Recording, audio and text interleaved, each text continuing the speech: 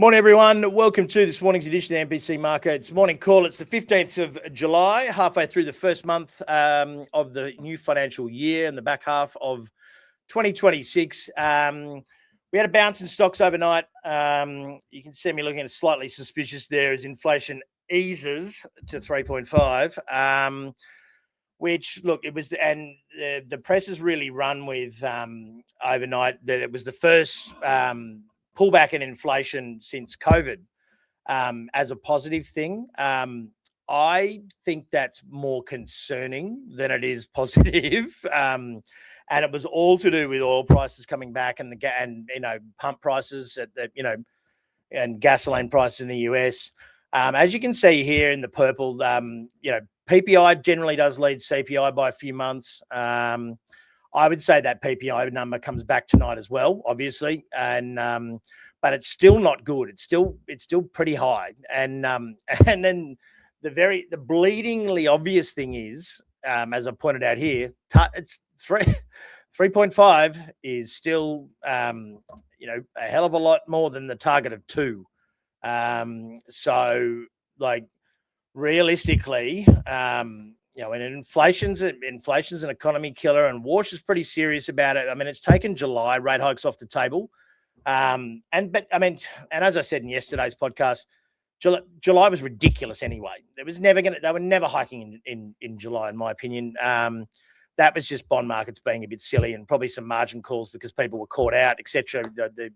It's a fairly. I come from those short-term interest rate markets for 20 years. Like that, it's probably just people getting caught out on a margin call and highly leveraged futures. But a bit of a reversal. It was just that it was the chip stocks, and as you can sort of see, that chip, software to chips and chips to software thing keeps happening quite a bit. And it's just a bit of a pattern I've noticed. And the software stocks are in the middle there. Cybersecurity is still going really well. There's more and more talk from regulators around, how dangerous AI can be. And then I think they've weighed into the government starting to weigh in, even in the US, about, the misuse of it, particularly by young people, etc. And they're looking at maybe restrictions because obviously they can change. As our thumbnail at the start here says, like, I just chuck this in and say, make the man look suspicious. Like, you can imagine what, with cyberbullying and things, what people can do, with images that are already online. And you've got the likes of Zuck, basically. If you didn't already know, your Instagram photos and things, if you're public, are now actually, they're part of the OpenAI library, basically. There is always a catch up in regulation. It's just that so far it's been so unfettered because AI's moved so fast that we haven't really seen it. And we had bank earnings overnight. So just going back here, so the banks overall are on the heat map here. Don't really make a huge difference. It's just underneath Microsoft there. You got Berkshire Hathaway was down slightly there at high levels of cash, record high levels of cash, but Goldman's was the standout.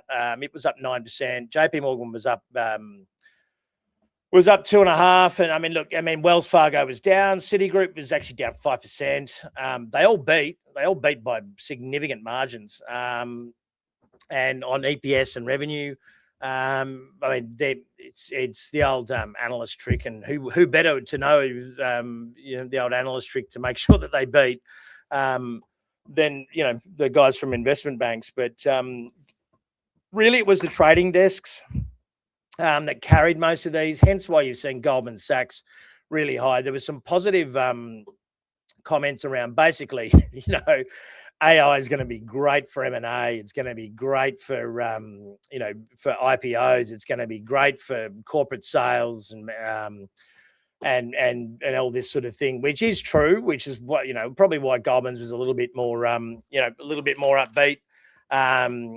Jamie Dimon, of course, as always, had a caveat, and really gave I do quite like that, and I think that's why JP Morgan is one of those well-supported banks.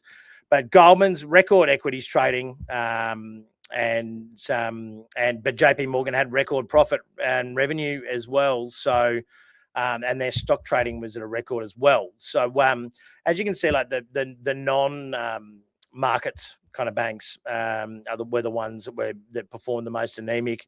But look, not a bad start to earnings season. I think a lot, and for those of you who watched our podcast as well, we have seen a significant uplift in margin lending in stocks, particularly for retail. It's gone, I mean, this year alone, it's gone from 1 trillion to 1.4 trillion. Those equity volumes, and obviously you've had SpaceX and you've had the chip run as well, and people have come out of the hyperscalers into other parts of the market. So that rotation's always going to help volumes because you're going to pay a fee to sell and a fee to rebuy. So switching's always good for volumes. And look, I've really noticed that many of those sort of like on social media, particularly Twitter, many of those crypto bros, because Bitcoin's been in the dumps, are now pumping stocks. Like you look at a lot of these social media feeds and things now, and you've got like Micron and SK Hynix and blah blah blah, and then you look up to the handle and it's like crypto bro 5,000 or something. So a lot of that hot money sort of is in that is coming in from that sector because it's gone very quiet. And look, I mean, to their credit, they're great at identifying moving markets, and they've made a lot of money over the last 15 years. So they've got money and they're looking for more markets, and it might explain some of their intra-stock volatility because while we've got the VIX, somewhere around that. Somewhere around the sort of like the 18-ish mark or 17-ish mark, which is quite low. Under 20 is quite low for volatility. The actual dispersion or the individual stock volatility is through the roof. It's the widest it's been forever. So that's where you're seeing these, when we're seeing on the market map, for instance, there's never just all green or there's rarely all red. It's just this constant switching, which means that if something's going up, something's going down. And I think that's also a symptom of people like fund managers as well, near record lows of cash levels. They've got to sell something to buy something. And that feels to me like the market's a little bit tapped out. Like it's a little bit concerning. And I'm writing an article on this, for live wire markets at the moment. And I wrote something yesterday for ausbiz.com or Ausbiz TV in the newsletter, and just saying that, look, it's not a good trinity when you've got, retail leveraged, and rapid increase in leverage. You've essentially got the funds with no cash on the sidelines to buy the dip. And then the put call skew, there's been no volume in puts. So no one's got downside coverage. So essentially, you've got inexperienced investors maxed out, on their trading credit, on their stock credit card. You've got fund managers with no dry powder to buy the dip, and then no one's bought downside insurance.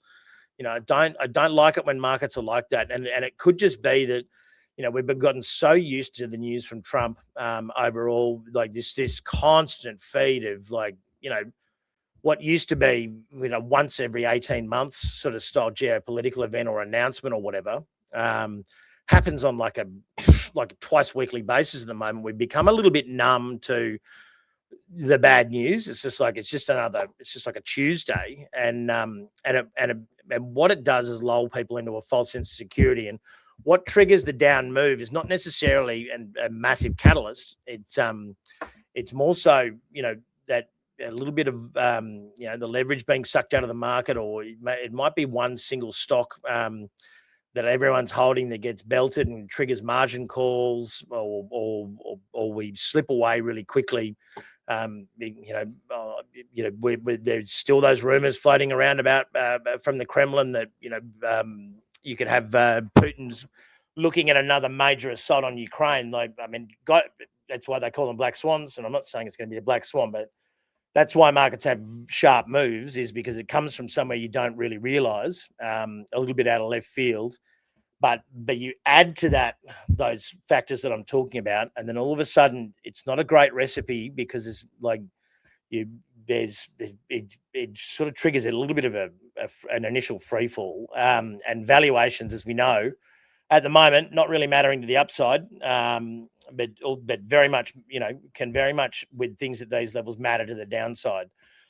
So, we're for our clients here, this is how we're basically handling it is we're getting them out of their S&P or FANG ETFs, etc.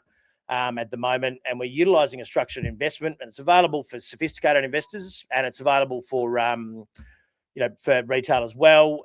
We ran this back in May, and essentially what this product does is you use about a fifth of the capital that you need. So, say you sell 100 grand's worth of S&P ETF or IVV or whatever, you've only got to put down like 17 to 20 grand to get the same notional exposure. It uses buying calls and paying premium, etc. The leverage, because of that, the leverage is, it doesn't work to the downside. It's capped at your initial investment. And we put in a feature called the look back, which essentially on the nominated day of the week that we put through, and the PDS will be available at the end of this week. We have an observation period where it observes that day, and up until early November, whichever is the lowest observed settlement on that nominated day is your entry price for the next 2.5 years. So, it's a very smart strategy that is essentially doing a really good job of, not basically letting the strategy do the work for you, because we all know how hard it is to buy it when it's panicking. But leaning into that Trump put, and leaning into the fact that, that we've got a very friendly Fed and president in place in the US, and the AI thematic is still real. It's just going to be a bit of a bumpy road, and sometimes markets just get a little bit frothy, and we're overall short-term bearish, but certainly not long-term. That's for sure, because this is there's a lot of great stocks out there that are super solid, and it's a good way to do it. But good day for commodities and things as well. We had gold and silver bounce back. We had copper, copper just grinding away. It's I saw a very funny meme last night. It's copper telling gold that it's the safe haven now, and it kind of has been. I've got to say, it is gold and silver kind of become the risk asset, and copper's become the thing that everyone's buying the dip on. So platinum bounced back, crude up as well, but not up as much as what it was yesterday at the close of Aussie. I think we're up about 3.5%, nearly 4%. The close of the Aussie market yesterday, so it's pulled back around about 1.5%. So I wouldn't expect, you're not going to be expecting oil, the energy stocks to necessarily be up today. Uranium stocks might be, and then HSLIP was we didn't have any movement overnight. Bitcoin rallied back a little bit. I'm not entirely sure what that means anymore, but the crypto winter continues, and judging by the 4-year cycle that it normally has, we've probably got a little bit longer to go there. I dare say Bitcoin might see, and gold and silver might see a little bit of an uplift when the US debt triggers that 40 trillion mark, which I think is coming in the next couple of weeks, essentially, because that'll make headlines no matter what. And add to this as well, we got Republicans and Democrats now. Lindsey Graham, who passed away, was really good at. He backed Trump, and he's really good at getting things going, and easing. And then you've got Mitch McConnell, who sort of ran the Senate and was head of the Republican Party and very senior in hospital. So you basically lost. The Republican Party is a little bit listless at the moment, and then Trump has refused to do to back people in primaries. So he's got a whole bunch of House members and Senate members that hate him because they've just lost their job, because they're not going to be put up for midterm elections. So you've kind of got some really bitter members. So there was an interesting piece on Bloomberg this morning. There's almost a guaranteed shutdown going to happen in September as well. So again, not great things on the horizon, and the market's blind faith is probably a little bit misguided, I would imagine. Morgan Stanley tonight, it jumped a couple of percent overnight on the back of the other earnings as well. I think they've got some pretty good trading desk volume. You would expect Macquarie to be pretty positive today. They're very similar, to Goldman's sort of thing in terms of fees and trading. Well, not necessarily trading volumes, but trading desks. And so I'd expect a little bit of positivity there today. Netflix on Friday. Everyone's pretty bearish Netflix already. So I wouldn't be surprised if it beats and probably bounces. But that's going to be that'll be Thursday morning. So TSMC is going to have some guidance and stuff tomorrow. And they're essentially, there's no way that it's not going to be good. They're saying that it's going to be records again. Because they make 90% of the world's high grade chips. So it's pretty interesting. Be pretty interesting to see what the underlying what the underlying demand is. We went through these in like a lot of this sort of bearish stuff I kind of dragged Kai through it, I've got to say, on the podcast last Friday, but it's a fair bit more detail there. So if you want to go and find bulls versus bears, or you can search bulls versus bears or MPC markets on your favorite YouTube platform, favorite podcast platform, or you can scan the QR code there and it'll direct you to the website and you can subscribe from there.